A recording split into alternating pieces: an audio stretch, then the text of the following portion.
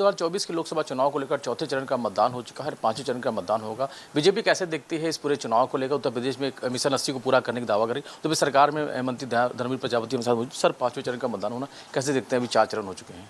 देखिए, जो हमारे शीर्ष नेतृत्व ने जो 400 पार का लक्ष्य दिया था हम सब लोगों को, मैं कह सकता हूं कि ये अभी तक जो चरणों में चुनाव हुए हैं, हम सरकार हमारी लगभग बन चुकी है।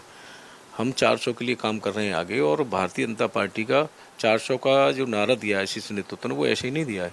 हमारी बूथ की इकाई, हमारी सेक्टर की इकाई, हमारी मंडल की इकाई बहुत मजबूत है, और संगठन की दृष्टि से देखा जाए तो विपक्ष हमारे यहाँ सामने कहीं टिक नहीं पा रहा है।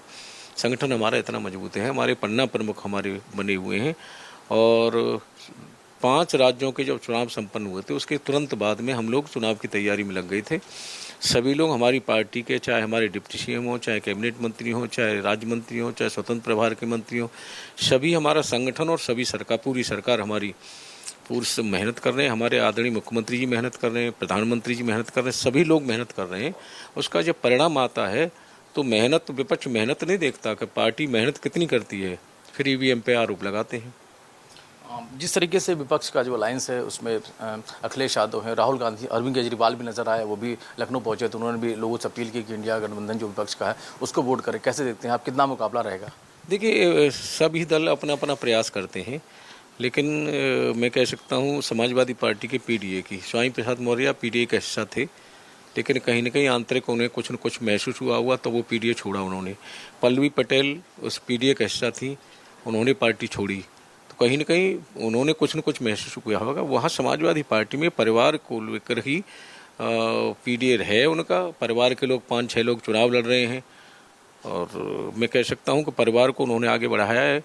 और पीडीए अगर देखना है असली, तो भारतीय जनता पार्टी में ओबीसी से आता हूँ, मोस्ट बैकवर्ड से आता हूँ मैं, और पार्टी ने मुझे एमएलसी बनाया, मुझे पिछली सरकार मंत्री बनाया, इस सरकार में मंत्री बनाया। केशव प्रसाद मौर्य जी हमारे डिप्टी सीएम हैं सरकार में। भोजी समाज हमारे भी एमएलसी बनाया हमारी पार्टी ने। तो अगर देखना है तो सभी वर्गों का समावेश हमारी भारतीय जनता पार्टी में है, सभी वर्गों का समावेश भी है, सभी की सहभागिता भी है, और संगठन में भी और सरकार में भी। तो ऐसा नहीं है कि समाजवादी पार्टी कहती है कि भाजपा पिछड़ों के लिए, मैं कह सकता हूँ कि सभी वर्गों को हम सब लोग साथ लेकर के चलते हैं। रायबरेली और अमेठी की सीट पर नज़र बनी हुई है। पिछली बार राहुल गांधी अमेठी से हार गए, इस बार वो रायबरेली से लड़ रहे हैं। लगातार जो चुनाव प्रचार हो रहा है, प्रियंका गांधी लगातार हर विधानसभा में चुनाव प्रचार कर रही हैं। लगातार जो है चुनाव प्रचार देखने को मिल रहा है। अखिलेश यादव भी साथ में नजर आ रहे हैं। क्या लगता है कितना असर होगा? देखिए, पहले भी हम लोगों से, आप पत्रकार साथी हमसे पूछते थे, आजमगढ़ के विषय में कहते थे आजमगढ़ उनका गढ़ है समाजवादी पार्टी का, रामपुर उनका गढ़ है, वो भी हमने जीते हैं, अमेठी हमने जीती है। तो ऐसा नहीं है, मेरा अपना मानना है कि गढ़ जनता का होता है। जनता जिसका चाहे बना दे, जिसका चाहे ढा दे, और उत्तर प्रदेश की जनता और देश की जनता हम लोगों को आशीर्वाद दे रही है। इस बार एक आरक्षण का मुद्दा बार बार विपक्ष उठा रहा है, क्या लगता है कि उसमें कितना सच्चाई है? हमारे कई बार मोदी जी ने कहा है, हमारे शीर्ष नेतृत्व ने कहा है, आरक्षण से कहीं कोई छेड़छाड़ नहीं है। आरक्षण जो संविधान की व्यवस्था है वो निरंतर चलती रहेगी। संविधान के हिसाब से ही सब लोग चलते हैं, देश चलता है, प्रदेश चलता है, संविधान एक व्यवस्था है। हम लोग भी संविधान को मानने वाले हैं और संविधान की व्यवस्था के अनुसार ही चलते हैं।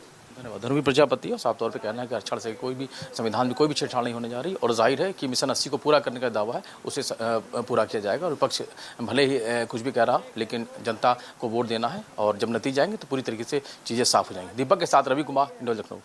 For more such videos, subscribe to the NewsX YouTube channel, hit the bell icon.